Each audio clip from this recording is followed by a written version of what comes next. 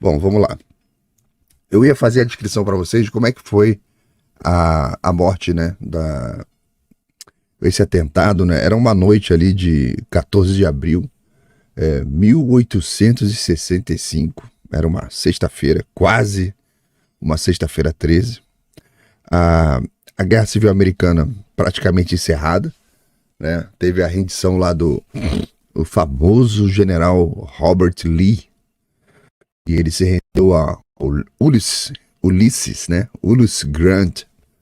Apenas 5 dias antes tinha acontecido a rendição, ou seja, a saída do presidente ao teatro foi naquele relax, né? De puta, acabou a guerra, agora tá tudo mais calmo, né? Vou ali no teatro, né?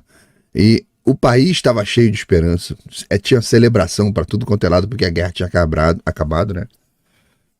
E o próprio Lincoln já estava um cara bastante cansado ali daquele período todo de luta, de batalha. Tem um filme muito bom sobre o Lincoln. E ele tinha decidido dar um relax ali lá no teatro para ver uma peça. Aí ele levou a esposa, Mary, né? Pro teatro, né? E assim, a presença do que o presidente iria pro teatro naquele dia tinha sido amplamente divulgada, né? Em tudo quanto é órgão de mídia, todo mundo tinha comentado que ele iria no teatro. E a multidão foi recebê-lo lá na frente. Todo mundo queria falar com ele, acenar. Mas no meio da multidão tinha um cara, sempre tem, né? Com as intenções sombrias. O tal de John Wilkes Booth, um conhecido ator, fervoroso simpatizante confederado. O cara que havia conspirado por meses ali para sequestrar o Lincoln. Mas com a guerra chegando ao fim, né, os planos dele acabaram mudando. Não vou mais sequestrar, agora eu vou matar. E o cara acreditava que ao matar o Lincoln, o presidente, ele poderia reiniciar a causa confederada e começar tudo de novo. Então, naquela noite, infelizmente, o tal do Booth, ele conseguiu entrar no teatro sem levantar suspeita, aproveitando a fama que ele tinha de ator, né? E o conhecimento que ele tinha de todas as instalações ali, inclusive as áreas de bastidores, as áreas secretas do teatro para locomoção. Então, armado com um revólver calibre 44 e uma faca, uma adaga ali, ele conseguiu se aproximar sorrateiramente ali, pertinho na varanda presidencial. Então, era 10h15 da noite, o público estava soltando uma gargalhada generalizada por conta da fala na peça, que estava acontecendo uma coisa muito engraçada. O tal do Booth abriu a porta da varanda e, sem hesitar nenhum único segundo, ele já pegou a arma e atirou na parte de trás da cabeça do Lincoln. O presidente desabou para frente, né? Quem leva um tiro desse. Tinha um major acompanhando o Lincoln, tava do lado dele com, acho que não sei se era esposa ou era noiva, tava com acompanhado. E na mesma hora o major levantou e pulou em cima do Booth. Mas ele foi esfaqueado no braço, né? Porque o cara tava com a faca e tava com a arma. O teatro na hora entrou em pânico, aquela gritaria. Um monte de médico que estava presente na plateia, todo mundo correu ali para ajudar. E na mesma hora ali no local, todo mundo viu que foi morte instantânea, né? O presidente foi levado às pressas para ir para o outro lado da rua, fora do teatro. Colocaram ele na cama ali no andar térreo. E durante toda a noite, médicos, familiares permaneceram ali ao lado do corpo, né? E alguns acreditavam que ele poderia ainda estar vivo. Tinha algum resquício de respiração, mas outros olhavam e falavam, isso é do jeito que o tiro que ele tomou na cabeça aqui, não tem como ele sobreviver. Ele ainda tem alguma respiração, mas não tem como recuperar, tá? E ficou ali e faleceu, né? Ele faleceu algumas horas depois, acho que tipo 6 ou 7 horas depois é que o corpo realmente parou de respirar e ele morreu de vez, né? O país, como eu tinha dito, ele mergulhou num luto profundo. O vice-presidente foi rapidamente empossado, né? O John Wilkes e o tal do John Wilkins Books. Ele começou a ser caçado ali na região. E 12 dias depois, encontraram ele escondido num celeiro. E o tal do Booth ficou reagindo lá de dentro. Recusou-se a se render, dando tiro lá para fora. E a galera usou uma solução muito simples. Tacaram fogo no celeiro com ele dentro. Ele acabou tendo que sair do celeiro em certo momento. E o pessoal fuzilou o cara. Beleza? Então, essa aí é a breve história do assassinato do presidente americano Abraham Lincoln. Mas aí, você vai descobrir aqui que os Estados Unidos têm uma tradição de atentados a presidente. Você sabia que cerca de 30 anos depois, acho que foi mais ou menos isso, o presidente Garfield, lembra do gato Garfield? Porra, a maconha tá mordendo meu pé. O James Garfield também sofreu um atentado. Ele estava agora na estação ferroviária em Washington, em trânsito, né? E passou 11 semanas sofrendo, cara, depois do atentado. Era abril de 1865. Deixa eu me lembrar aqui da história toda do McKinley. Ele levou esse tiro. Opa, perdão. Esbarrei aqui no botão, peraí. Isso. O McKinley também levou esse tiro. E fica essa tradição americana, né? E é incrível, de resolverem seus problemas matando o presidente. Eu vou depois mostrar para vocês no Twitter que eu tô falando lento assim para não arranhar a garganta, né? Vocês vão ver depois um Twitter que eu separei que mostra que essa tradição americana de você matar presidente, parece que ela tem uma tônica que você tirando ali o Kennedy, que era democrata, todos os outros, e foi uma porrada de atentado que aconteceram, era sempre contra os republicanos. Ou seja, os democratas sempre tiveram o discurso do que os republicanos eram ameaça, mas sempre quem cometeu os atentados foram eles. É impressionante como que a coisa é uma constante, né? É uma constante na história. E deixa eu seguir aqui com a história do... Só um segundinho só. Deixa eu voltar aqui. Isso.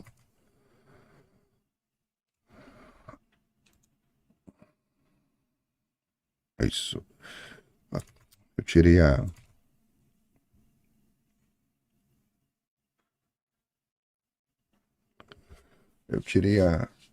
a imagem, né? Eu tô enrolado hoje aqui. Deu nem tempo de tomar café.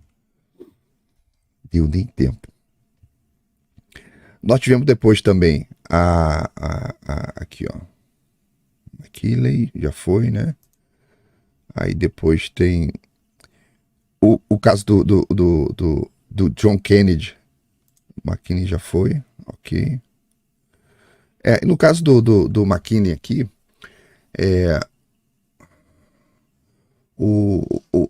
a morte dele, aqui tem uma coisa que é o seguinte: o Theodore Roosevelt foi um grande presidente americano, que o Fernão sempre cita, né, ali no começo do século XX. Ele tinha tentado a todo custo a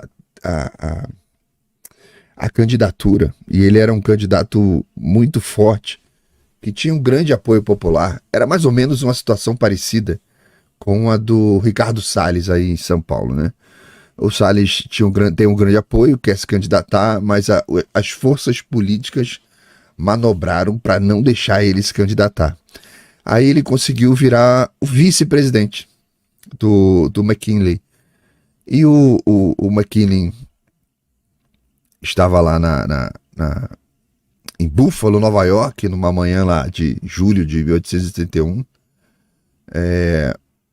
Ele estava na estação ferroviária de Baltimore, em Washington ali, e tava de bom humor, o pessoal falou que tava pronto para embarcar, aquele monte de gente em volta, o pessoal acenando. Ele era presidente e o Roosevelt era o vice, e o Roosevelt não conseguiu. É como se o Nunes prefeito e o Ricardo Salles como vice, e triste lá, né? Falou, porra, o povo queria o cara como presidente, mas as forças políticas não permitiram. Aí, tava pronto a embarcar ali de uma viagem de férias, né? Tava com a esposa, né? E o país estava num período de reconstrução, muito animado, muita alegria, muita felicidade aí, porque tinha acabado a Guerra Civil, já tinha mais de 10 anos. Então chega um homem perto dele, alto assim, com aparência muito digna, caminhando pelo saguão da estação, cumprimentando alguns dos presentes, trocando palavras cordiais com seus assessores e tal. Tá? E quando, no meio ali da multidão, isso que eu tô falando, quem tava chegando ali era o presidente, né? Ele era um cara alto, muito cordial, falava com todo mundo, dava atenção para todo mundo. Era um político mesmo, profissional, um cara muito educado. Mas ali no meio da multidão, escondia-se um homem com intenções esquisitas, sombrias, né? Como sempre. O tal do Charles Guiteau, que era um advogado fracassado, né? Desequilibrado, que nutria assim um ressentimento contra o Garfield, por ele não ter sido recompensado com um cargo diplomático que ele acreditava que ele merecia. Tinha uma mente meio perturbada e ele achava que se ele matasse o presidente, resolveria todos os problemas, salvaria a nação e talvez ele conseguisse alguma recompensa por isso. Perturbado, né? Mas o problema é que o tal do Guiteau, ele ficou pacientemente ali esperando pela oportunidade dele. Quando o Garfield estava se aproximando, o tal do Guiteau sacou um revólverzinho pequenininho, que ele tinha, um búfalo britânico, e a pouquíssimos metros assim, de distância ele deu 2 tiros. O primeiro tiro passou de raspão pelo braço de Garfield, mas o segundo atingiu o abdômen. Causou uma ferida ali devastadora. Se instalou o caos na estação ferroviária, né? E as pessoas gritando, correndo para todos os lados, todas as direções. E o presidente caiu no chão. Aí que o pessoal viu que o negócio tinha sido com o presidente. Os assessores, guarda, todo mundo correu ali para socorrê-lo. E uma outra parte também agarrou na mesma hora o tal do Guiteau, que foi preso e levado sob custódia. O Garfield foi imediatamente transportado para Casa Branca, onde lá tem um serviço médico, né? Eles ficaram tentando ali fazer a cirurgia, tratar da ferida. Naquela época a medicina ainda não conhecia essas técnicas modernas de esterilização, de cuidados pós-operatórios.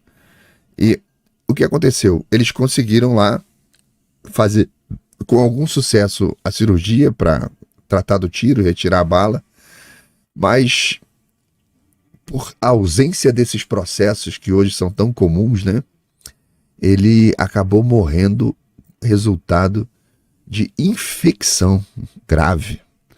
Foram semanas dele com febre alta, dor intensa, e o país acompanhando nos jornais todos os dias as notícias de como que estava o presidente, e aí o presidente, como é que vai ser, e o McKinley e tal.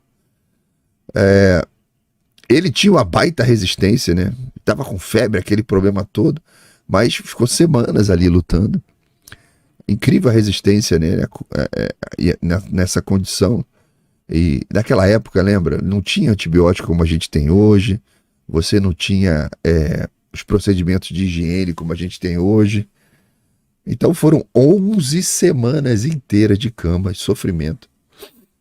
Mas infelizmente ele faleceu por conta dessa infecção. A morte do Garfield, mais uma vez, cara, abalou assim, demais a população. A presidência dele que prometia um futuro de esperança, progresso, e o povo ali no pós-guerra também, na reconstrução, e tudo assim, mais uma vez interrompida por um atentado à bala. Isso arrebenta com a moral do país, né? Arrebenta ali demais. Bom, aí a tragédia não tinha mais jeito, né? Ela seguiu, o vice-presidente assumiu. Porra, eu falei que foi o Theodore, não foi o Theodore. Olha eu me confundindo com as histórias aí. É muita história, né? Às vezes eu acho que eu tenho que esquecer alguma coisa, né? Bom, o tal do... Daqui a pouco eu volto no Theodore. O tal do Charles foi julgado, condenado pelo assassinato, e ele foi enforcado, morreu por enforcamento, ali em 1882. E ele jamais mostrou remorso pelo que ele tinha feito, né? E foi assim que terminou mais um atentado aí do presidente americano. Tem um outro aqui. O Kennedy também foi um atentado. Quem lembra do Kennedy aí? Acho que muitas das pessoas que estão aqui na live lembram do caso Kennedy, né? O pessoal lembra que eu digo do ao vivo, estar vivo nessa época. Quem assassinou ele foi o Lee Harvey Oswald. Como ele já é uma tentativa ele já é um assassinato que acontece dentro dos tempos modernos, os tempos atuais, onde tinha massificação da mídia, ele foi um assassinato que teve muito mais cobertura do que os anteriores, né? E do mesmo jeito, era uma tarde ensolarada lá em novembro de 63. Estava na cidade de Dallas, no Texas, se preparava para receber o presidente, né? Cidade lá toda enfeitada. Era uma turnê política destinada a florescer os laços ali com o Partido Democrata, na região sul, né?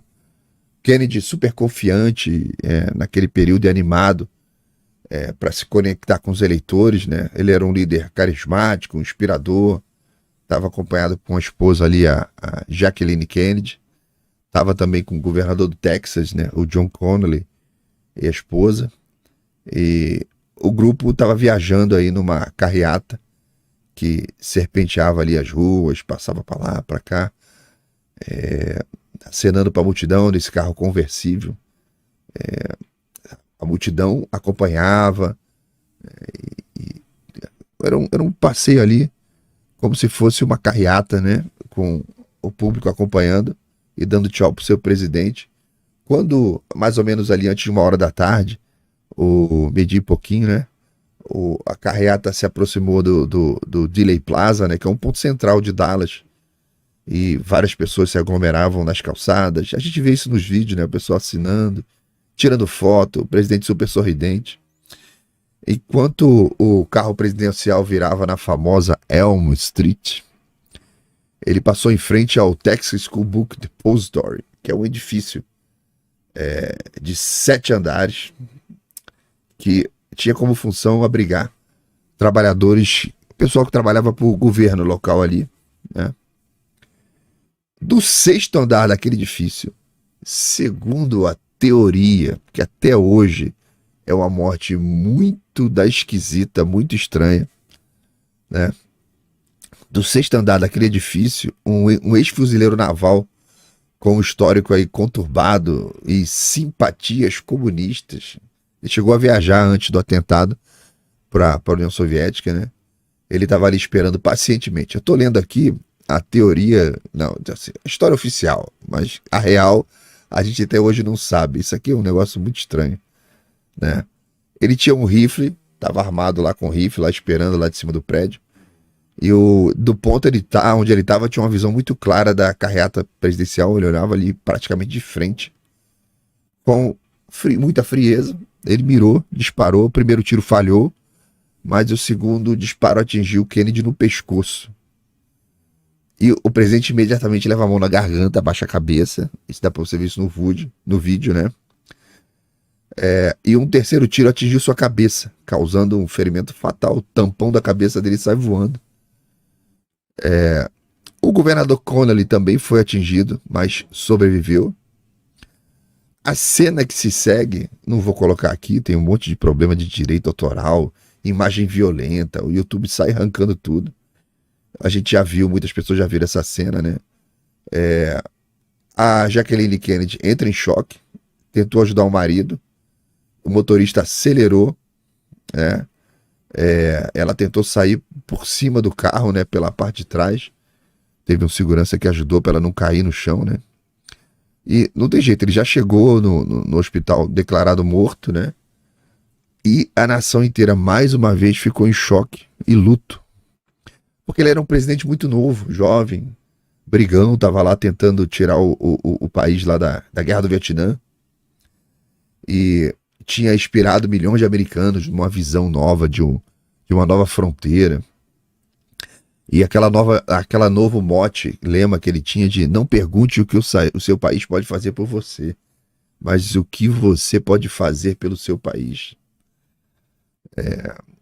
Interessante isso, né? A gente que é meio anarcocapitalista, fala assim, meu país pode fazer por mim, pode me fuder o tempo todo. O que eu posso fazer pelo meu país? Eu vou embora dessa merda. Brincadeira. Então, o vice-presidente, o Lyndon Johnson, que estava num outro carro perto dele, foi rapidamente empossado, né? Era como presidente americano. E essa posse dele, o regime de emergência era tão grande que ele foi empossado a bordo do avião, o Air Force One, ainda em Dallas. E a Jacqueline Kennedy estava do lado dele, né? E a posse dele, eu não consegui achar essa foto. A descrição que se tem é que ela estava do lado dele na posse, com um vestido cheio de sangue ainda. A busca pelo assassino levou rapidamente à captura do Lee Harvey Oswald. Lee Harvey foi preso pouco depois de um cinema. Isso é interessante, aí começa um monte de coisa, história, os pontos que não bate, né? E antes que ele pudesse ser julgado, ele foi morto a tiros por um tal do Jack Ruby, que era o dono de uma boate local. E a morte dele foi transmitida ao vivo pela televisão, deixando aí muitas questões sem resposta e alimentando até hoje teorias da conspiração, porque é muito conveniente, né? Você não permitir que o assassino fale, né? Eu acho que eu já vi isso em algum lugar também. Que o pessoal não deixa o assassino falar, né? Como é que você organizou, onde é que você arrumou essa arma, quem conseguiu fazer você chegar naquele local, deixar você ficar ali, como é que você conseguiu, por aí vai. E essa foi a descrição aí básica do assassinato aí do Kennedy. Teve um atentado também que aconteceu com o Ronald Reagan, em 1981, em Washington também. O cara que tentou matá-lo foi o John Hinckley Jr. De novo, era uma tarde de 22 de novembro de 63. Não, 63 foi o... Oh, meu Deus, me enrolei aqui. 63 foi o Kennedy. Ele estava saindo de um evento. O assassino chega lentamente ali no meio da multidão. Isso também tem vídeo, sabia, gente? Tem vídeo disso aí também. O cara chega lentamente e ameaça dar aqueles disparos, dar os tiros. O Reagan é atingido de leve lá. Os seguranças que recebem o tiro, né? O pessoal faz aquele serviço do serviço secreto de fazer aquela proteção corporal ali. E o cara foi preso, né? Foi preso e com vida, né? É interessante que a maioria desses caras são presos com vida, né? O pessoal tem todo esse interesse, já tem até da própria doutrina. Você, se tiver numa situação incontrolável que você tem que fuzilar o cara, você fuzila para interromper o atentado e a possibilidade dele matar o presidente. Mas no momento, se ele está numa situação onde ele é dominado, você tem que fazer de tudo para preservar a vida do cara, tá? porque você tem a investigação para fazer. O presidente sobreviveu, ganhou muito mais popularidade por causa disso. É um caso bem recente, né? Não morreu o Reagan. E a gente segue aqui pro atentado do Theodore Roosevelt. Isso que eu tava querendo contar e eu tava me enrolando lá atrás. No caso do Ronald Reagan, eu não comentei, né? Ele estava fazendo um discurso e ele queria fazer uma série de mudanças econômicas, fortalecer ali a confiança do pessoal, melhorar a economia. O Reagan era um cara com muito carisma, com muita habilidade para lidar com o público, muito querido, uma popularidade gigantesca, né? E isso incomodava também muitos opositores políticos, né? Porque você olhava pro cara e via que ele era um cara imbatível, sabe? Esse negócio de ser imbatível. Não adianta o que você faça, ele não vai perder popularidade. O povo gosta dele, ele é um bom político, ele era um bom orador. E aconteceu o que aconteceu ali, né? O Theodore Roosevelt, quando ele sofreu o atentado, esse que está na foto aí, o que ficou marcado nesse atentado do Roosevelt é que ele tinha no bolso uma caixa de óculos de metal, né? E o discurso que ele estava fazendo, que ele escreveu, ele tinha dobrado esse discurso, tá? E estava no bolso também. O cara chegou e deu-lhe um tiro a queima-roupa. O tiro acertou o papel do discurso que estava no bolso, o protetor do óculos. Mas aí tem que dar uma pausa aqui para explicar. O Roosevelt era caçador. Um cara que conhecia demais anatomia humana. Como ele tinha levado tiro no peito e ele percebeu que ele não tossia, ele não estava cuspindo sangue, ele concluiu na hora que levei o tiro, mas ela não perfurou meu pulmão. Então a bala deve estar alojada aqui na carne. Tá doendo, tá ardendo. Mas aí ele continuou o discurso por 1h30. E ele falou, você tem um bull mouse, né, que são aqueles alces gigantescos, né? Ele falou, é preciso mais do que um tiro para você derrubar um alce como eu, né? Aqueles alces gigantescos, né? E ele faz 1h30 de discurso com o peito saindo sangue. Esse fato fez com que a fama dele de durão, a fama de um cara forte, um cara que os seus opositores não tinham a menor chance, porque ele tinha a retórica e tinha a força. E hoje mesmo, com o atentado contra o Trump, muitas pessoas nos Estados Unidos estão ligando o atentado do Theodore Roosevelt com o Trump. Até porque o Trump já está falando coisas que o Roosevelt falava sobre as trusts, essas grandes empresas que estão dominando o mercado e arrebentando com a concorrência.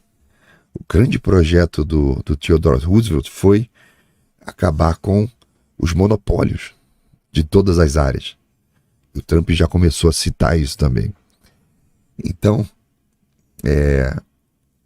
tem muita similaridade dos dois. Não só pelo evento ter fracassado, tá?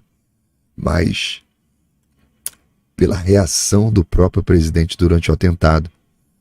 Então você vê que o Trump, com tiro na orelha, ele ainda continua ali. Fight, fight, fight. E o Roosevelt continua ali com o discurso dele, de 1h30. Se o pessoal não tira o Trump continuava com o discurso, vocês sabem, né? por uma questão de protocolo, que na época era diferente, ele continuou. Hoje ele não conseguiria fazer isso. A segurança retiraria ele do local na hora. Tá? Beleza? Vamos seguir aqui. Agora tem o Franklin Delano Roosevelt, também sofreu um atentado. Engraçado, né? Eles são da mesma família, tá? Você tem o Theodore e você tem o Delano. Bom, aí, qual é a história do Delano? Sabe o que eu vou falar daqui a pouco? Tem um atentado aqui também que daqui a pouco eu vou falar, tá? Ó, Pedrão II. Bom, aqui eu posso passar rápido, né? Que o Franklin também teve um atentado em 1933, mas fracassou, tá? E eu vou passar direto aqui pro nosso Pedro II. Nosso Pedro II, cara, sofreu 2 atentados, vocês sabiam? Ele sofreu um atentado em 1867 e 1889. O de 1867 foi um atentado que o cara tentou praticar o atentado à faca e não conseguiu. Essa imagem que você está vendo aí foi do atentado que Pedro II sofreu em 1889. Né? Mas é o seguinte, tem que dar um pouco de contexto. No caso do atentado de 1867, é a mesma coisa, né? Era uma tarde comum lá do Rio de Janeiro. Pedro II andava praticamente sem segurança. Um ou outro guarda ali que acompanhava ele muito mais como um ajudante de ordens do que como uma segurança pessoal. Pedro II era conhecido pela educação, pela proximidade que ele tinha com o povo, que era um negócio que assustava até os representantes aí de outros países que vinham para cá. Eles não acreditavam, falavam como é que esse cara consegue andar pelas ruas sem ter uma segurança, isso é um perigo, é um imperador, cara. E ele andava, não estava nem aí. Então ele gostava dessa proximidade com o povo, cumpria suas obrigações diárias com a habitual serenidade, né? E embora o seu reinado fosse amplamente respeitado por todo mundo, não havia uma unanimidade, né? Tinha momentos de tensões políticas, tinha oposição, isso era super natural. Então surge um cara chamado José de Sales Torres, era um homem mentalmente perturbado, que havia alimentado uma obsessão, um ressentimento contra o imperador. Tinha um certo desequilíbrio psicológico e ele decidiu que se ele acabasse com a vida de Pedro II, ele ia resolver os problemas do império, né? O imperador estava andando nas suas caminhadas ali habituais, né? Um hábito que ele conseguia fazer justamente porque ele gostava de estar próximo do súdito, não tinha restrição, ele podia caminhar no meio do povo a hora que ele quisesse. Ele ouvia direto do povo preocupações, reclamações, denúncias, e aproveitava isso com essa proximidade para justamente, ali ele recebia uma denúncia, tal, conversava com outro problema. Esse contato com o povo deixava ele em contato com a realidade. Então o tal do Torres foi se aproximando ali sorrateiramente do imperador, armado com uma faca, né? Coisas da época, né? Aí ele pulou na direção do Pedro II com a intenção de meter-lhe a faca, mas antes que ele pudesse infligir ali qualquer dano, ele foi contido pelo a guarda pessoal ali do imperador, e com a galera que estava ali na rua, tá? O próprio povo segurou o cara junto com a guarda, né? E o ataque foi frustrado. Felizmente, Pedro II saiu ileso. A reação rápida dos guardas e da população impediu que o atentado tivesse qualquer consequência física para o imperador. O cara foi levado preso, né? Ficou lá sob custódia e posteriormente foi determinado que ele era mentalmente incapaz, e que as motivações que fizeram ele tentar isso tinham associação direta com as perturbações psicológicas dele. Isso é interessante porque você vê que a maioria desses atentados, as pessoas que fazem isso são meio maluquinhas, né? E que você vê que hoje o PT tem esse projeto dele que está em andamento. Há bastante tempo eles lutam com isso. Querem isso do fechamento dos manicômios. Eles acham que os malucos têm que estar com as famílias e andando livre por aí, né? Então ele acabou sendo tratado como ele era criminoso, mas era um paciente. Naquela condição dele ali, ele foi tratado como um doente mental, tá? Aí, em 1889, que é a imagem que vocês estão vendo aí, aconteceu ali na Praça Tiradentes. O Pedro II tinha ido num concerto, né? Ali na época era o Teatro Carlos Gomes, hoje é Teatro Santana, no Rio de Janeiro. Ali era a capital do Império. Enquanto saía, Dom Pedro foi surpreendido por um jovem muito bem vestido, que de repente saca uma arma e atira contra a carruagem do imperador. E ele dá os tiros, enaltecendo a República, gritando a República. Mas os tiros não conseguiram atingir o monarca, né? E o atirador saiu correndo no meio da multidão. Não adiantou, mais tarde ele foi capturado pela polícia e reconhecido como Adriano Augusto do Vale. Quando ele foi preso, ele estava completamente bêbado num bar, onde diante dos outros fregueses ali do bar, ele ficava dizendo o tempo todo que estava se vangloriando de ter dado tiro no imperador. Provavelmente a galera caguetou ele ali. E ele falou que se tivesse oportunidade faria de novo, né? Apesar do ocorrido, Pedro II decidiu não levar o processo adiante, pois o objetivo do Pedro era não dar muita repercussão para aquilo, né? Senão aquilo ia ficar na mídia o tempo todo, entendeu? O pessoal tá falando que não tá aparecendo a imagem, deixa eu ver aqui. Ah, porra. Bocó de mola, né? A imagem aí. Eu tô falando aqui e não tava aparecendo a imagem. Olha, eu falei do Franklin, falei do... É que eu não tava olhando pra tela, né? Tava olhando pro chat. E quando eu tô contando história, eu tenho que me concentrar ao Kennedy, o Reagan Kennedy.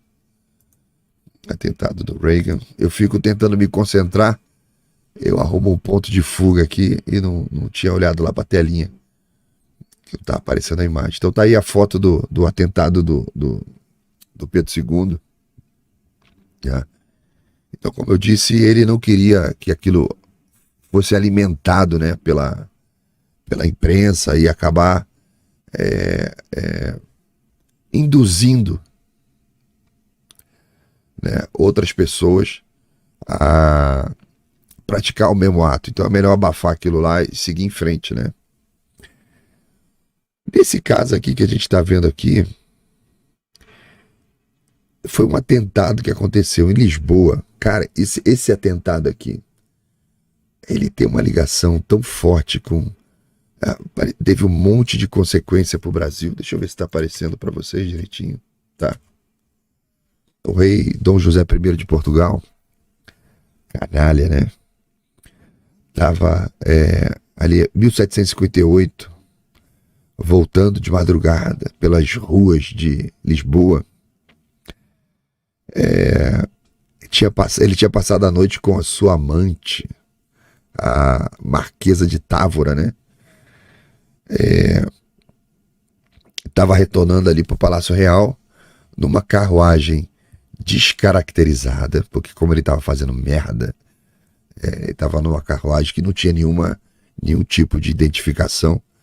E tal como acontecem assaltos nas cidades cariocas, aí, nas cidades paulistas, mineiras, pelo Brasil inteiro, onde o pessoal fecha o teu carro na rua para te assaltar, o pessoal fechava as carruagens para assaltar a carruagem, né?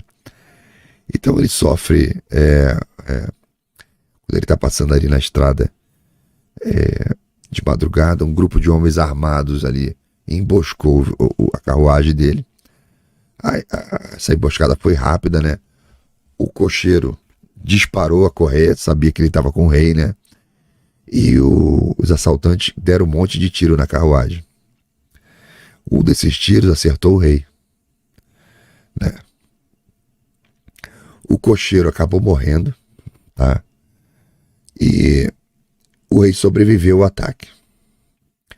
Esse atentado olha como é que isso gerou uma história, cara. Olha como é que isso veio bater no Brasil. O atentado deixou o rei com lesões, tá? Conseguiu sobreviver, se recuperou, ficou um período ali de convalescência, né? Mas olha as consequências do negócio. Quem ficou no governo, né? Quem estava no governo ali depois do atentado foi o tal do Marquês de Pombal, né? E o Pombal, né, igual o Xandaré, né, assumiu a responsabilidade de investigar o incidente. Falou pro rei que eu estava determinado a encontrar os responsáveis e reforçar a segurança do rei, que aquilo nunca mais deveria acontecer. Deveria ser uma investigação, um julgamento show, né, uma investigação, para que aquilo nunca mais acontecesse de novo, que ninguém tivesse mais a audácia de fazer aquilo como o rei tinha que ser exemplar. Na suposta investigação do Pombal, ele teoricamente, supostamente, porra nenhuma, né? Ele disse que inventou essa porra toda. Que ele tinha encontrado evidências de uma conspiração envolvendo os membros da nobreza. Mas os membros da nobreza, coincidentemente, também eram os inimigos do Pombal. Todos inimigos, né? A investigação dele apontou o problema do foco, tudo falso, né? Dentro da família Távora, né? E do Duque de Aveiro. A família Távora era a família nobre mais poderosa de Portugal, depois do rei. E o Pombal, que não pertencia a nada da realeza, via os Távora como inimigos. E que qualquer problema na dinastia do rei, quem deveria assumir provavelmente seria os Távoras. Isso aí teórico, tá? Então os Távoras, a família Távora, era uma grande inimiga do Pombal. Já tinham feito declarações públicas contra o jeito ditatorial dele de governar, né? E ele, coincidentemente, elege a família Távora como a responsável, né, pelo atentado, sem evidência nenhuma, sem processo, fugindo completamente o rito judicial que existia em Portugal. Não teve julgamento, não teve nada, não teve defesa, tá? Prendeu todo mundo, Duque de Aveiro, mas a família Távora quase inteira, foram todos torturados e submetidos a julgamentos sumários. Os julgamentos que aconteceram com eles foram em praça pública e sumário, com execução na hora. Essa imagem que vocês estão vendo aí mostra o povo em volta desse tablado e eles colocavam os távoras, homens, mulheres, idosos, crianças, em cima dessas mesas, amarrados, e Pombal conduzia ali o assassinato de cada um, cruelmente, retalhando, pedaço a pedaço, de uma maneira brutal, diabólica. Essa imagem que vocês estão vendo aí aconteceu ali, na frente de todo mundo. E você escuta hoje muita gente enaltecendo o Pombal, né? O grande, mudou Portugal. Porra nenhuma.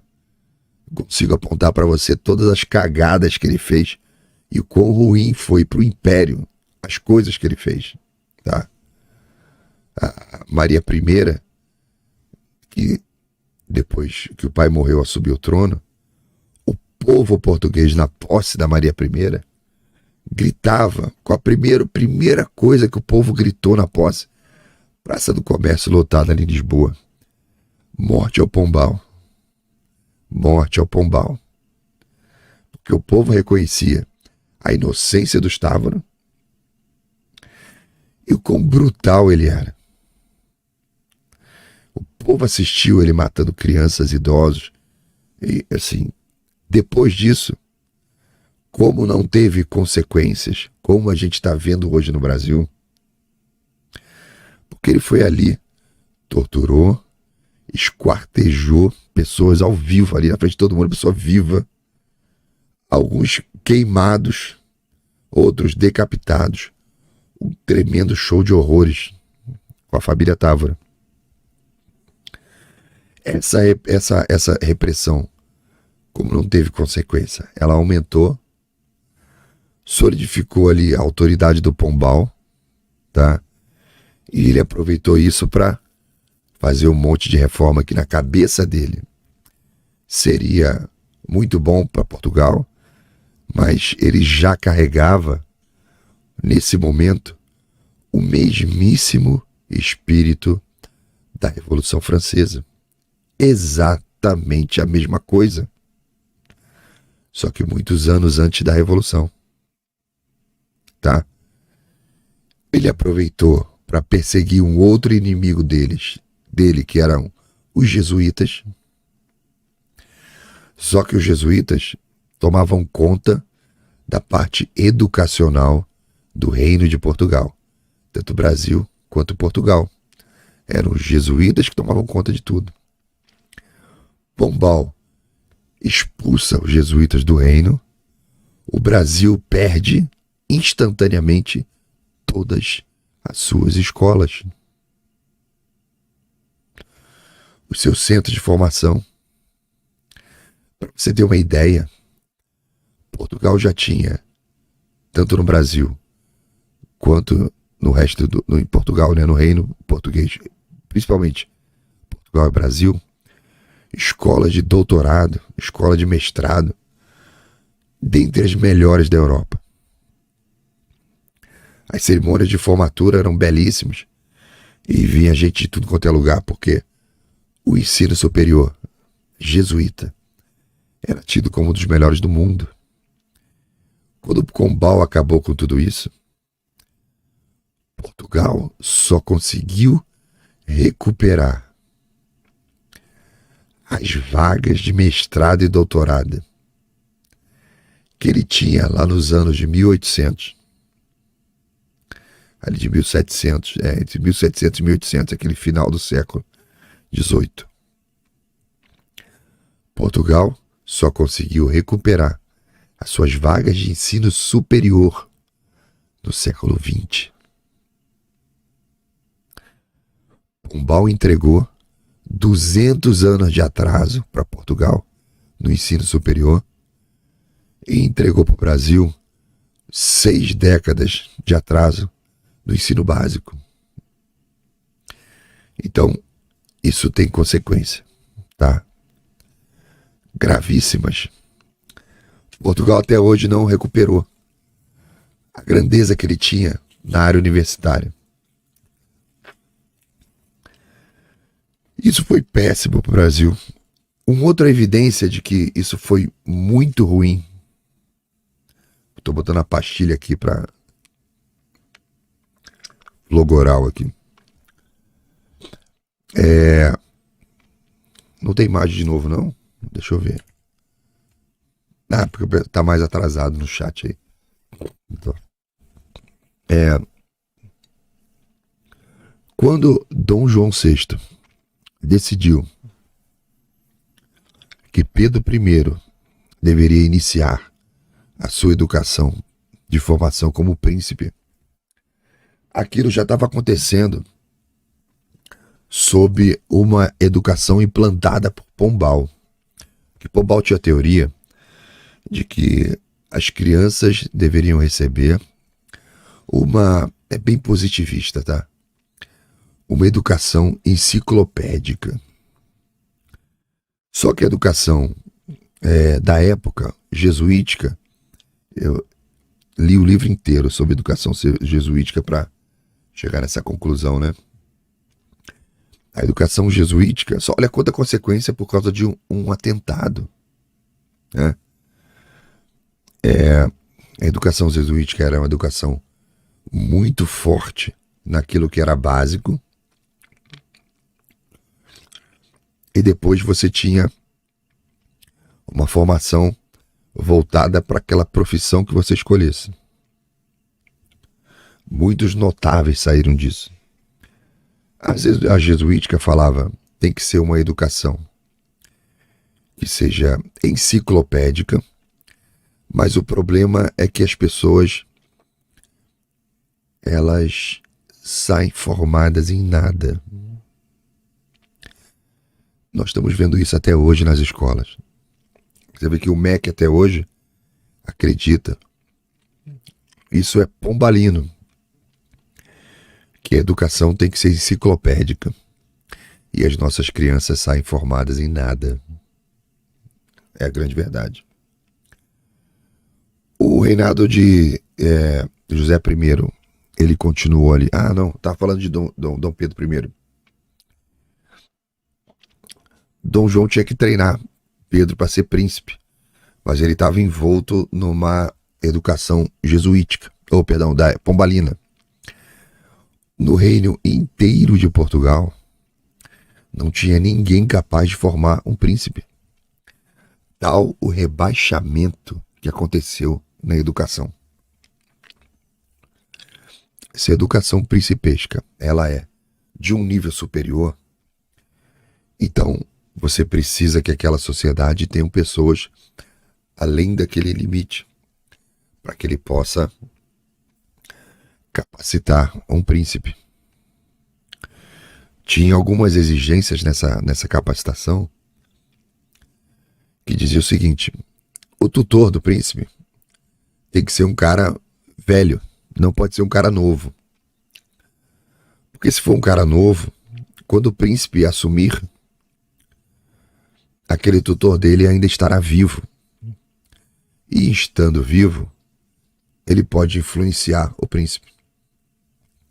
Uma série de regrinhas muito interessantes que funcionavam bem. Eram elogiadas até por outros países, como a própria Inglaterra elogiava isso. Aí, eles só encontraram um cara no Brasil que era capaz de dar educação para o príncipe. E esse cara tinha sido formado pelos jesuítas. Ou seja, a educação pombalina que ele implantou, com esse poder que ele obteve, os pensamentos revolucionários, positivismo que ele tinha, deu tão errado que a coroa portuguesa teve que vir no Brasil, nos antigos formados pelos jesuítas, para que encontrasse alguém à altura para dar uma capacitação de formação de príncipe a Pedro I. Tal o fracasso da educação pombalina que até hoje Portugal não se recuperou. Tudo isso começa com um atentado. Olha como é que os atentados têm consequências, né? Maria I, quando assumiu, arrancou Pombal do poder, afastou ele, quase uma prisão domiciliar, ficou lá até morrer, desgraçado, tá no colo do capeta. Era ateuzão, não aceitou nem na morte dele os ritos, extrema-unção, nada. As oportunidades todas que ele recebeu para ele se arrepender, que a igreja tinha dado, né? Ele recusou todas, falou que preferia ficar com o diabo. Pombal, né? E ela começa um processo de reversão desses processos todos. E por isso que ela é chamada também em Portugal, além de Maria I, a piedosa.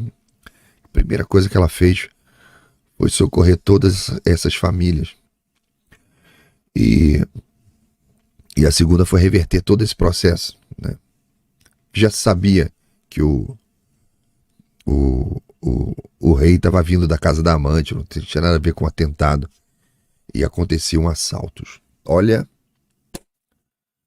que interessante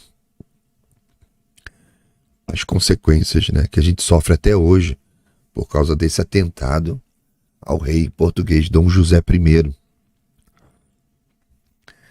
Os atentados têm consequências. Vamos seguir aqui. Mudou a imagem, né? Bom, esses que vocês estão vendo aí no colo dos guardas da Polícia Aeronáutica ali. E é uma foto interessante. Deixa eu ver se está passando a foto para vocês, né? Isso aqui está no PowerPoint, né? Essas imagens estão no PowerPoint. Aí quando eu projeto e estou vendo a imagem, eu não vejo a telinha de vocês que tá passando, tá joia? Nem vejo o áudio, não vejo nada. Tá. Esse cara que está no colo dos soldados da Polícia Aeronáutica, é interessante essa foto, você vê uma predominância de negros na Polícia Aeronáutica, né? Tô falando de 54. Isso é interessante porque essas narrativas de racismo no Brasil, o Brasil nunca teve racismo. O Brasil sempre teve problema social, né? De que era problema de pobre de todas as idades. Qualquer um podia ascender em qualquer lugar. Mas muito interessante ver essas... Na polícia da aeronáutica, tem um sargento ali, tem um cabo, pessoal de carreira, né? Todos de predominância, tá vendo? Negro, mulato, tô vendo ali. Eu achei isso muito interessante nessa foto. Na carreira militar, né? Então, esse cara que tá no colo dos guardas aí é o Lacerda. E esse atentado aconteceu, né, em 1954. Ele foi baleado por... a investigação chegou ali no chefe da guarda pessoal do Getúlio Vargas. Até hoje se comenta se Vargas tinha mandado isso ou se tinha sido uma iniciativa, né, do próprio guarda. Como as pessoas falam hoje, será que o Jair mandou vender o relógio ou será que foi iniciativa do Cid? Bom, é só uma analogia. Então, Lacerda sobreviveu a esse atentado. Era a noite ali de agosto de 54. O Rio de Janeiro, como sempre, agitado o tempo todo. O Lacerda era um dos jornalistas mais influentes. Era um dos políticos mais influentes do Brasil, conhecido pela sua eloquência. Ele não perdia um debate. Ele era terrível, no debate público, né? E fazia uma feroz oposição ao governo do Getúlio Vargas. Ele retornava para casa ali na Rua Toneleiro. Interessante, minha irmã tinha um apartamento na Rua Toneleiro, eu passei ali várias vezes. Ficava olhando lá. O palhaço ficava olhando ali o local do atentado.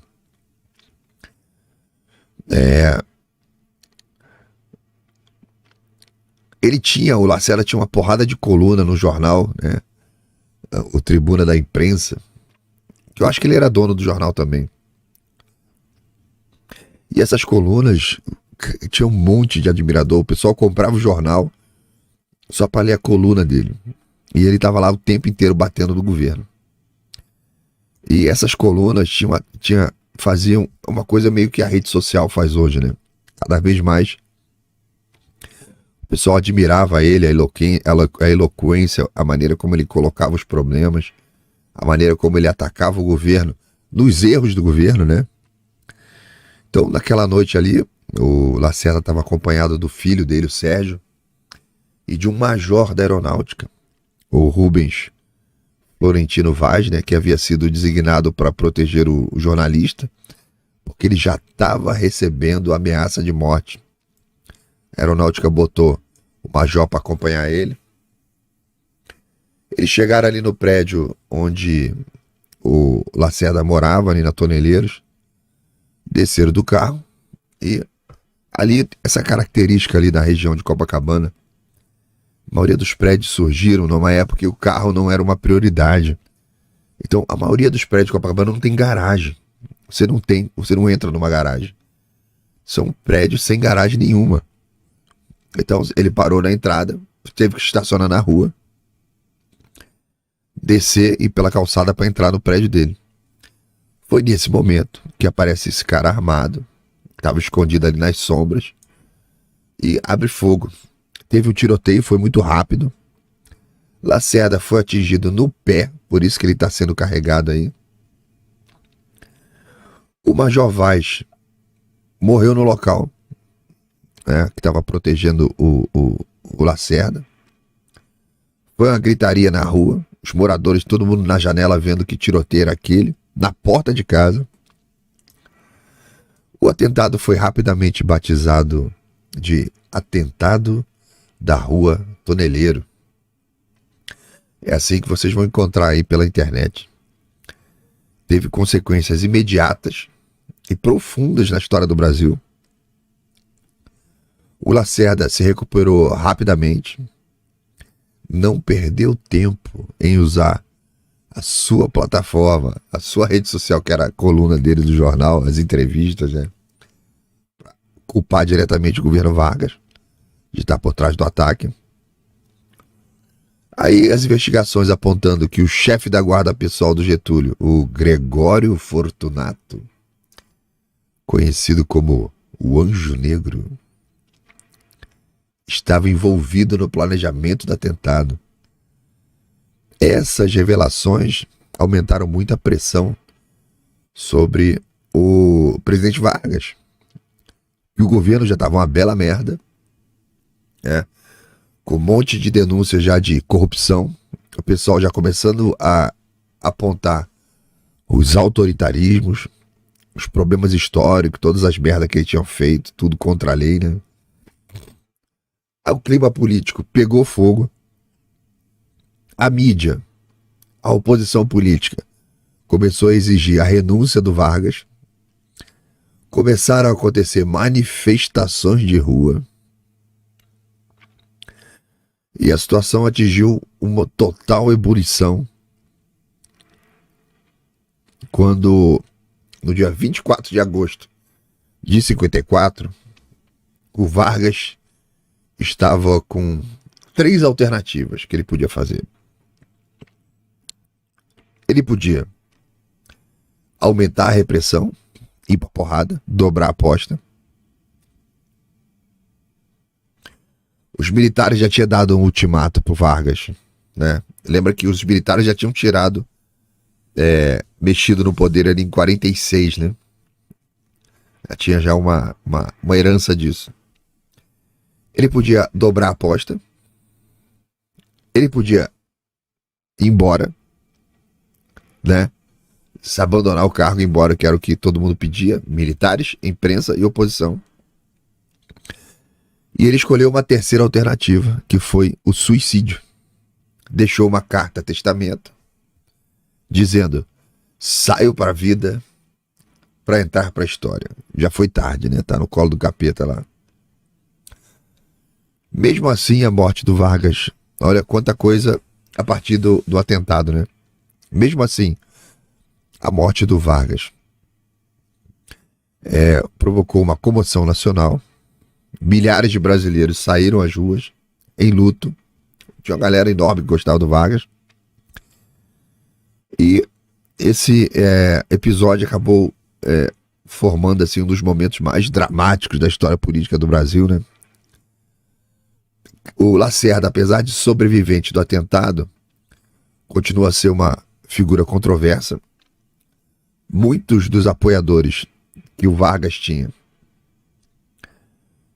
botavam a culpa do suicídio no Lacerda. Disputa política, né? E você vê o simples atentado, como é que mudou a opinião pública, mudou o cenário, mudou tudo, e fez um presidente do Brasil se matar. Inédito na história, coisa inédita. Acabou o governo Vargas. Lacerda depois se tornou governador do Rio de Janeiro. 10 anos depois, Lacerda era governador do Rio. E o pessoal da antiga fala que foi um bom governo. Tá? Mas daí já é outra história. A gente está falando de atentados aqui que mudaram a história do Brasil. Voltando um pouquinho no tempo, esse presunto que vocês estão vendo aí, deixa eu ver se está aparecendo para vocês, tá? Daqui a pouco eu volto pro chat só para eu terminar essa sequência aqui de imagens. Esse presunto que tá aí, e a galera que tá assistindo aí, não esqueça de curtir e compartilhar. Se você puder ajudar o canal, fique à vontade aí para poder comprar o Vale Pastilha. Pode mandar o superchat, pode mandar o Pix. Agradeço de coração qualquer ajuda que vocês possam dar, tá? Sempre que vocês derem a curtida, bota o númerozinho no comentário, o número da curtida.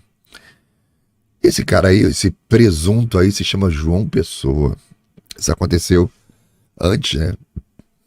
Lá, ele era governador da Paraíba e foi assassinado por um cara chamado João Dantas, né? Já contei essa história aqui. Era julho de 1930, lá na cidade do Recife, Pernambuco. Estava movimentada ali com aquela coisa da vida cotidiana. João Pessoa, governador da Paraíba, também era candidato à vice-presidência na chapa do Getúlio Vargas. Ele estava ali na capital pernambucana, em meio às tensões políticas recentes do Brasil, aquela agitação toda. A eleição presidencial de 30 tinha sido marcada por acusações de fraude, aquele baita descontentamento, como toda eleição republicana, né? Isso aí, 26 de julho de 30, né? E o país estava ali à beira de uma grande transformação. Pessoa era um líder determinado, carismático, conhecido pela sua firme oposição ao governo do Washington Luiz e do seu apoio inabalável a Vargas. João Pessoa não valia porra nenhuma. Ele havia ido a Recife para tratar de assuntos políticos. Entrou lá na Confeitaria Glória, que era um local muito popular, ponto de encontro para discussões políticas e tal. João Pessoa estava ali encontrando uns aliados. Ele estava prestes a sair da cafeteria quando um cara entrou no estabelecimento. João Dantas, um advogado, opositor político de Pessoa. Ele tinha contas a ajustar com o governador. O Dantas, ele tinha um rancor pessoal ali contra o João Pessoa por causa de ações do governo do João Pessoa que atingiram diretamente sua honra e a sua família. O João Pessoa não gostava desse cara, o cara escrevia artigos contra ele e tal. Fez um fish expedition na casa do cara. Encontrou cartinhas dele com uma amante, uma professorinha, e mandou publicar num jornal de oposição dele. E aquilo desonrou o cara. O cara tava chegando ali para ajustar contas, uma conta de honra. Deu de cara com o João Pessoa. Ele disparou a arma, queima-roupa, fuzilou o João Pessoa, né? A galera em volta não entendeu nada do que estava acontecendo. Tava todo mundo na confeitaria, um negócio que é uma beleza. Comendo, bebendo ali, conversando. Levanta para ir embora e começa o tiroteio. A morte dele, a notícia do atentado se espalhou pelo país inteiro. E esse atentado teve uma profunda importância política no Brasil. Porque o João Pessoa, ele era um dos símbolos da oposição ao governo central lá do Washington Luiz. A morte dele, embora fosse por motivos banais, que não tinham nada a ver com o Washington Luiz ou o governo dele, Ele foi humilhar um jornalista, o jornalista matou ele. A morte dele foi usada como um grito de guerra pelos aliados de Vargas, que aproveitaram essa comoção popular, esse descontentamento, para mobilizar apoio em todo o país. Menos de 3 meses depois desse atentado, em 3 de outubro, eclodiu a Revolução de 30. O movimento militar de Vargas, que tinha perdido a eleição, João Pessoa era o vice, estava no processo eleitoral, mesmo com o atentado, perderam a eleição. Então, Vargas dá o golpe, inflamado pelo caso João Pessoa e o apoio que ele recebeu, dá o golpe, derruba o Washington Luiz e o Prestes, que estavam para assumir. A capital do estado, que se chamava capital do estado da Paraíba, antes conhecida como Paraíba, com P-A-R-A-H-Y-B-A, bem como Paraíba, foi renomeada como João Pessoa. Olha só, né? E mudaram até a bandeira do estado, negando que ele tinha morrido. A bandeira lá do nego. A Revolução de 30, impulsionada pelo atentado, marcou o fim daquela primeira república, né? E iniciou o que a gente conhece como Era Vargas. Ou seja, o atentado aí e morte do João Pessoa catapultou, né, e ajudou Vargas a dar o golpe. E a gente hoje ainda vive a Era Vargas. Saiu a notícia essa semana que não sei se é a Shopee, essas empresas aí que o Haddad andou falando que ia investir 700 milhões aqui no Brasil, retirou o plano de investimento porque o Brasil é impossível. Eles falam que o Brasil tem uma mão de obra barata, mas existe uma impossibilidade no Brasil chamada CLT, que torna tudo muito mais caro e tudo mais difícil. Os chineses foram embora. E a CLT é uma herança do período Vargas.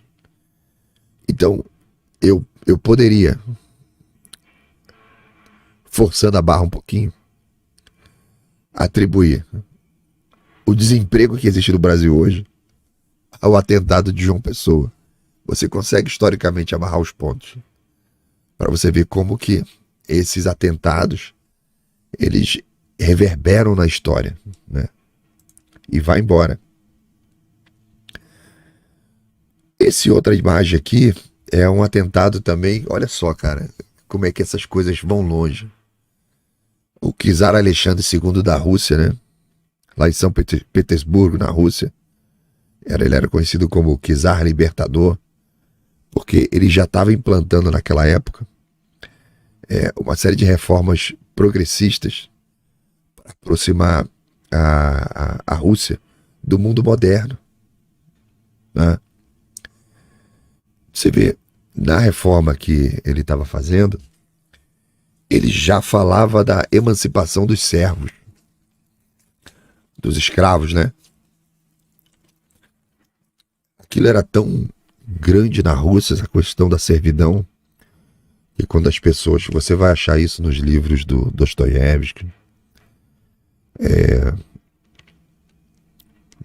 Só vou botar uma pastilha aqui, pera um pouco, beber uma água aqui, pera aí.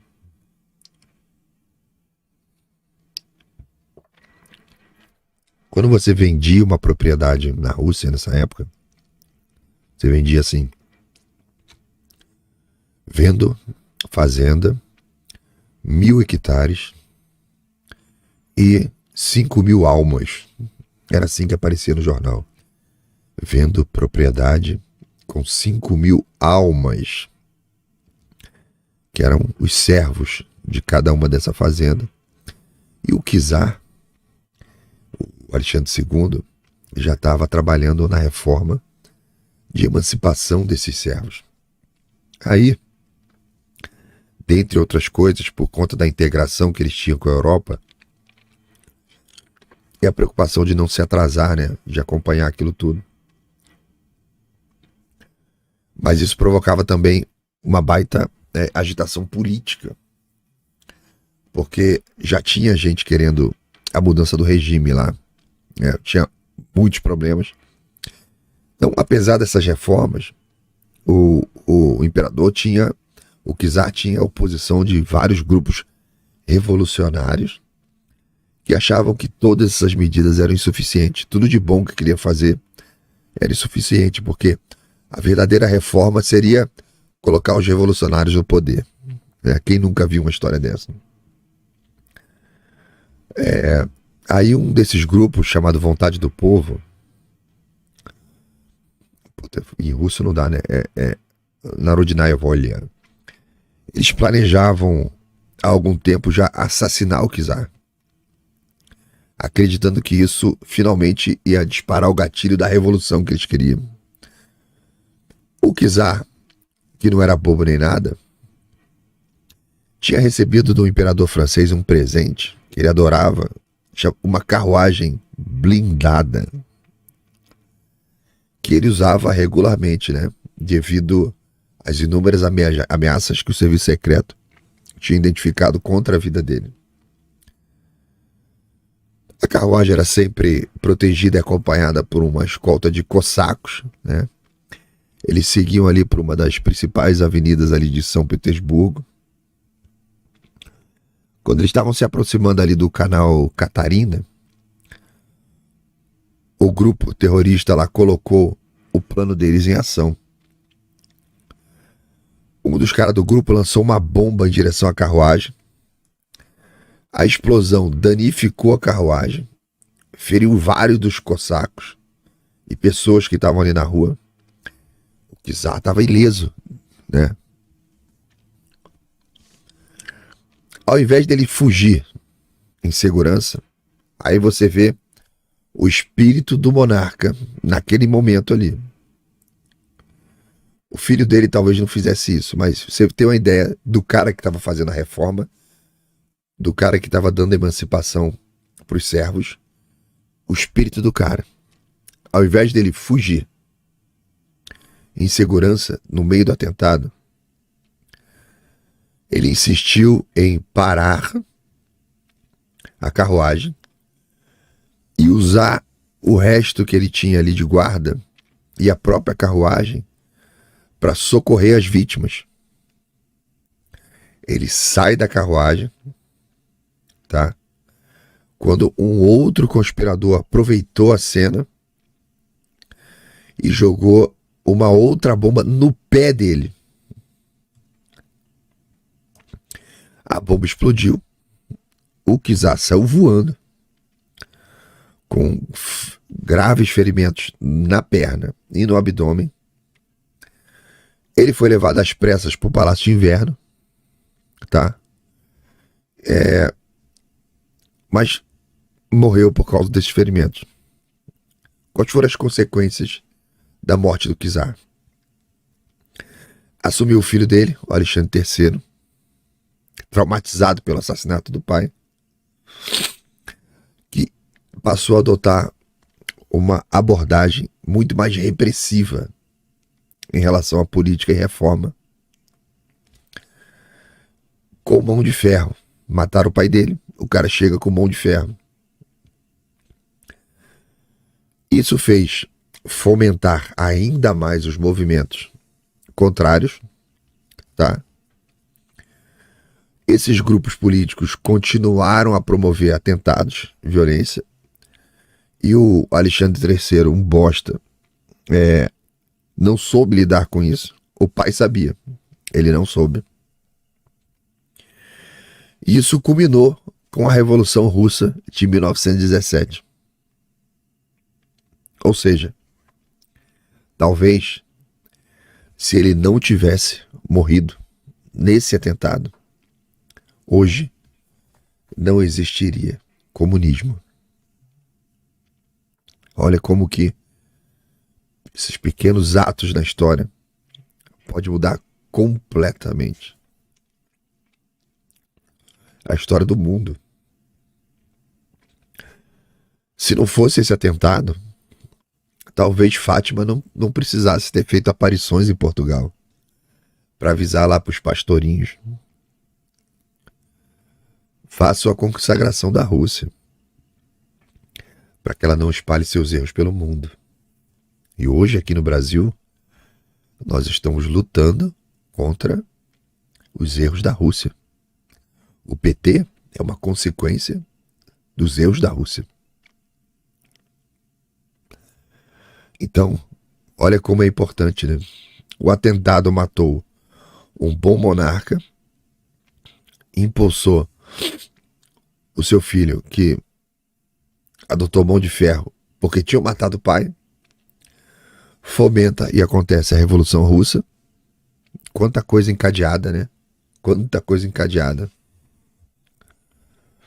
por conta de um atentado.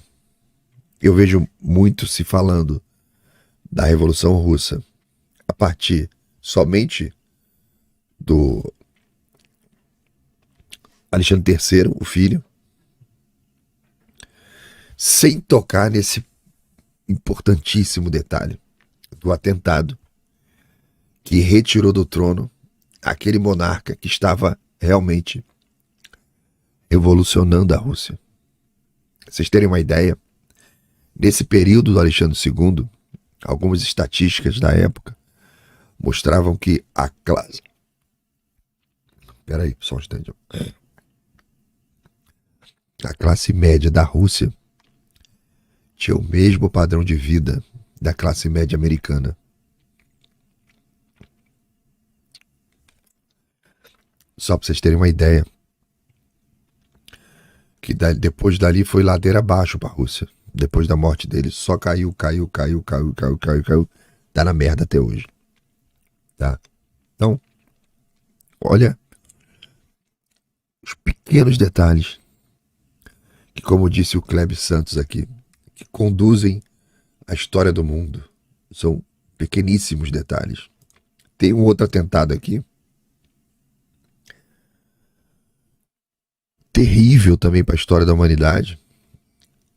O atentado e morte do arquiduque Franz Ferdinand da Áustria.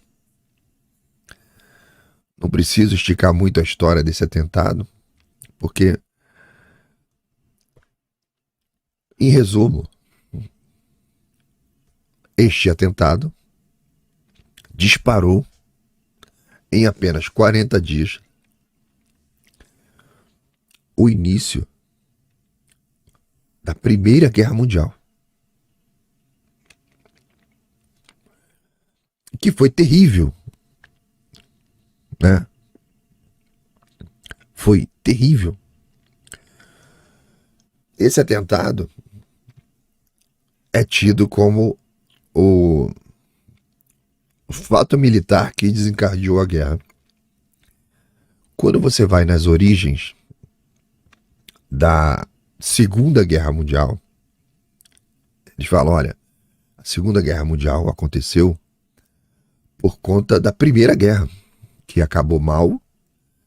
Os líderes políticos lidaram mal com o negócio, atribuíram toda a culpa para a Alemanha, e todo o preço, todo o custo da Primeira Guerra Mundial ficou para a Alemanha pagar.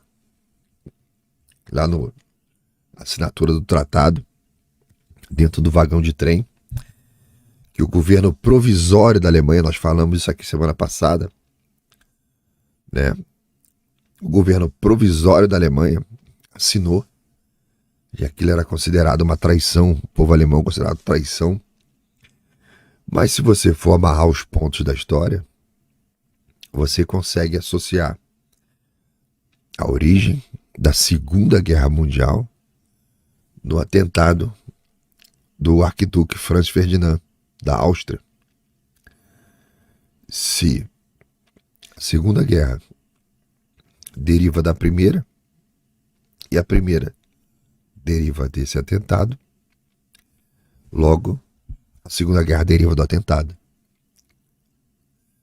Estou falando da morte de mais de 100 milhões de pessoas, somando as duas guerras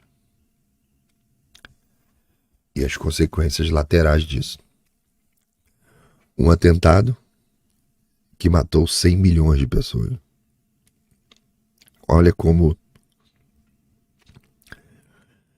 esses pequenos detalhes são devastadores na história.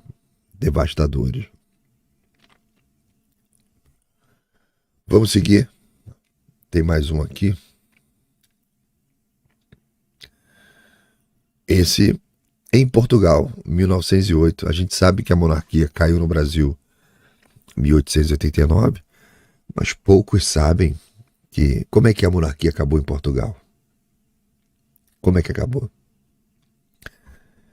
1º de fevereiro de 1908, a família real portuguesa retornava para Lisboa após uma temporada na cidade de Vila Viçosa.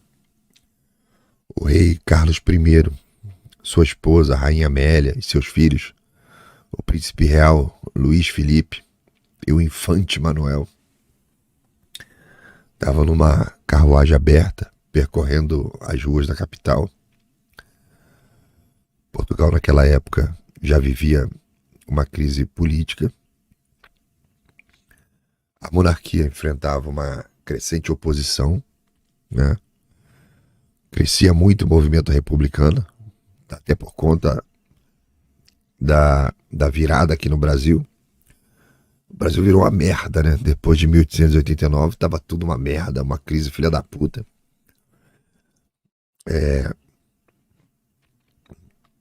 Mas o pessoal quer o poder, né, cara? Eles não querem o bem do país. Essa galera republicana, eles sempre querem o poder. Que todas as vezes que aconteceram essas quedas, sempre foi, o que veio depois foi pior, né? Então, a atmosfera portuguesa era tensa, complicada. A família real, sem saber, estava prestes a enfrentar ali naquele momento, né, um drama pessoal terrível. Ao passar ali pelo Terreiro do Paço, uma das praças mais movimentadas de Lisboa, a carruagem foi atacada por 2 homens armados, membros de um grupo republicano. Então era o Alfredo Luiz da Costa e o Manuel Buissa, estavam ali escondidos ali no meio da multidão, e abriram fogo contra a carruagem real. O Buissa era um ex-sargento do exército, atirador de elite. Foi o primeiro a disparar, os tiros dele acertou todos. O primeiro disparo atingiu o rei na cabeça, morreu na hora. O parceiro dele lá, o Alfredo Luiz, continuou o ataque em paralelo, né? Mirando no príncipe real, que era o substituto do rei, o Luís Filipe. O jovem príncipe tinha apenas 20 anos na época. E o que ele fez? Instinto. Ele não estava preocupado em fugir. Ele estava tentando proteger a família. Mesmo já ferido, ele conseguiu sacar uma arma e disparar ali contra os agressores. Mas ele recebeu mais um monte de tiro. No peito e no rosto. Morreu na hora também. A rainha Amélia, em um ato de coragem ali, desespero, ficava tentando, relato, né, proteger os filhos usando um ramo de flores que ela tinha na mão. Por instinto, né, materno. O filho mais novo, o infante Manuel, foi ferido de raspão no braço. Sobreviveu ao atentado. O país ficou em choque. Os assassinos foram rapidamente contidos e mortos ali. No meio do tiroteio também morreram pela segurança ali local. Quais foram as consequências da morte do rei e do príncipe herdeiro? O infante que sobreviveu, o menino, ainda adolescente, teve que ser proclamado rei. Mas quem estava recebendo a capacitação para ser rei era o irmão dele que tinha sido morto. O atentado foi para matar o rei e o substituto do rei. O que aconteceu após esse atentado? Esses 2 anos, né, onde estava acontecendo o reinado do infante, junto com uma regência,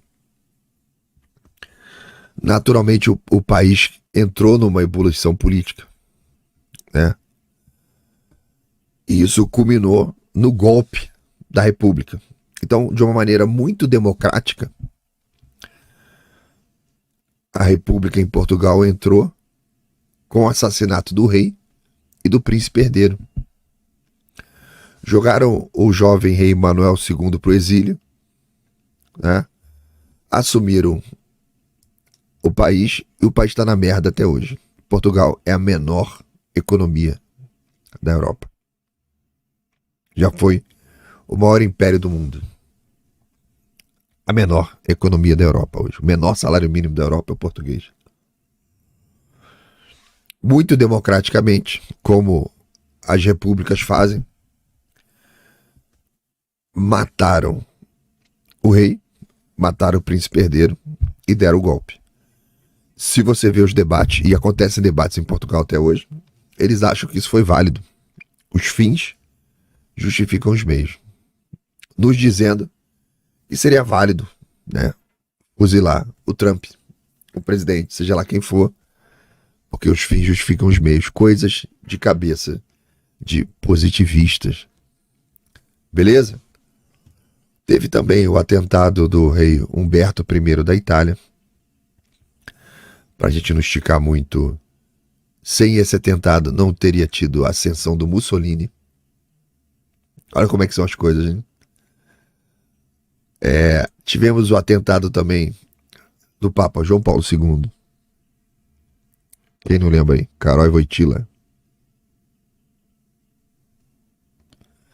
Atentado de João Paulo II. Tivemos o atentado do Bonoro. Não podia ficar de fora, né? Atentado do Bonoro também. O pessoal fala que ele só se elegeu por causa do atentado.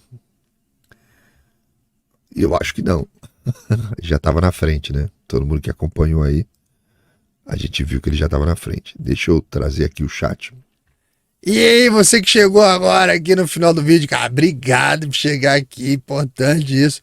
Curte, compartilha, se inscreve no canal, entra no clube de assinantes, faz o que você puder aí para ajudar o Palhaço a trazer mais notícias. Obrigado, tá? E bota no grupo da família, fala assim, olha o Palhaço. E você também pode mandar dica, se você acha que tem alguma notícia que você queira ser comentada, é só me marcar nas redes sociais, procura aí Laudelino RJ, bota no Twitter, bota no Instagram, vai marcando aí que a gente traz e comenta aqui. Valeu, galera, um abraço e até a próxima.